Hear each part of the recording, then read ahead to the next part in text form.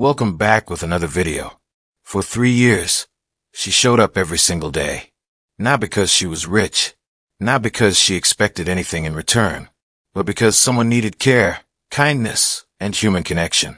He was an elderly man, largely confined to his home, his body weakened by illness and age. His world had grown smaller with each passing year. Friends were gone. Neighbors stopped checking in. And most painfully, his own family slowly disappeared from his life. That was when she entered his world. She was hired as a caregiver, but from the beginning, she treated him like more than a job. She spoke to him with patience. She listened to his stories, even the ones he repeated. She learned what foods he liked, what music calmed him, what memories still made him smile. Over time, she became the only person who truly showed him warmth. As months turned into years, their bond deepened. Loneliness faded. Laughter returned. What started as simple companionship slowly became something real and emotional. Despite the large age difference, they formed a genuine connection built on trust and care. But not everyone saw it that way. When his family finally noticed her presence, it wasn't concern that brought them back. It was fear. Fear that they were losing control. Fear that someone else had become important in his life.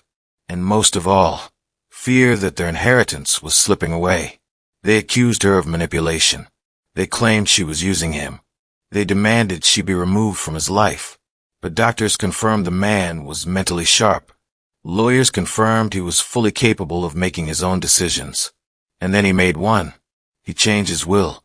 He reduced his family's inheritance to a fraction of what they expected and left the majority of his estate, worth $2.5 million, to the woman who had stood by him when no one else did. The decision enraged his family. They argued. They threatened lawsuits. They pressured him endlessly. But he refused to change his mind. He made it clear. This was his money, his life, and his choice. What they did next crossed a line that could never be undone. Instead of accepting his decision, they began planning. Quietly, coldly, they tracked her routine. They learned where she parked when she left the house and which routes she drove. They spoke to people willing to do terrible things for money. One evening, after finishing her usual visit, she left his home unaware that she was being watched. In a public parking lot, she was suddenly attacked, dragged into a vehicle, bound and taken away. CCTV cameras captured pieces of what happened, but not enough to stop it. She never came home. Days passed. Her disappearance raised alarms. Investigators followed leads, reviewed footage, and traced phone records. Slowly, a disturbing picture began to form. Money transfers, deleted messages, rental vehicles, properties linked to family members. Her body was eventually found, hidden and abandoned. The truth was no longer avoidable. The people who were supposed to love and protect the elderly man had orchestrated everything, all to stop her from receiving what he had willingly given. They believed that removing her would solve the problem. They were wrong. The investigation uncovered everything. The planning, the payments, the lies. And when the case went to court, the evidence was overwhelming. They were convicted. And the final twist was something none of them anticipated. Because they committed crimes related to the inheritance, they legally disqualified themselves. The money they tried so desperately to protect never returned to them. The estate was redirected. Not to the family, not to the killers, but away from them forever. The man lived only a short time after the truth came out. He died knowing the woman who cared for him paid the ultimate price for kindness. She never received the $2.5 million. But her story became something far more powerful. A reminder that greed destroys families. That love doesn't always come from blood. And that sometimes, the people who show up quietly are the ones who matter most. After the trial ended and the verdicts were read, many people believed the story was over. Justice had been served, the guilty were punished, and the truth had finally come out. But for those who looked closer, the real damage could never be undone. The elderly man's final months were filled with silence. The home that once echoed with conversation and small moments of joy felt empty. The chair where she used to sit across from him remained untouched. Every object around him, carried a memory of her presence. Her kindness had given him life, and her absence left a void no amount of money could ever fill. He spoke often about regret, not for changing his will, but for trusting that his family would respect his wishes. He had believed that love and blood were the same thing. The betrayal shattered that belief. Friends who visited him said he kept repeating the same sentence: "She was the only one who treated me like I mattered." Meanwhile, public reaction to the case exploded. People across the country debated the meaning of care, inheritance, and loyalty. Some questioned whether caregivers should ever be allowed into wills. Others argued that love is not measured by family names, but by actions.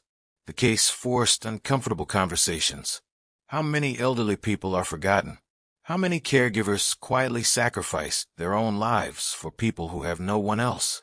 And how often does greed hide behind the word family? Investigators later revealed that the crime could have been prevented. Red flags were missed. Early threats weren't taken seriously. Warnings were dismissed as family drama. It was a painful reminder that danger often grows in silence before it explodes. Her family spoke publicly for the first time months later. They described her as gentle, patient, and selfless. They said she never talked about money, never bragged, never expected rewards. She believed caring for someone was a responsibility, not a transaction. They also revealed something heartbreaking.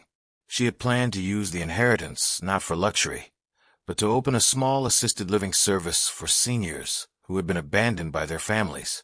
A place where no one would feel invisible. That dream died with her. Yet her story changed laws in some regions.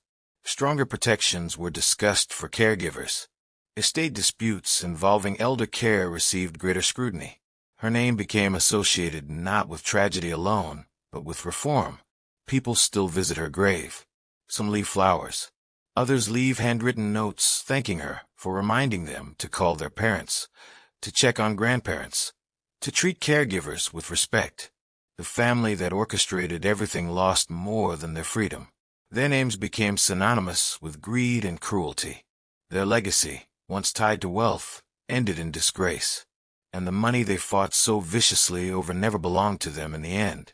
It became a symbol of something else entirely. A reminder that money reveals character, that love exposes truth, and that sometimes the quietest kindness provokes the loudest hatred.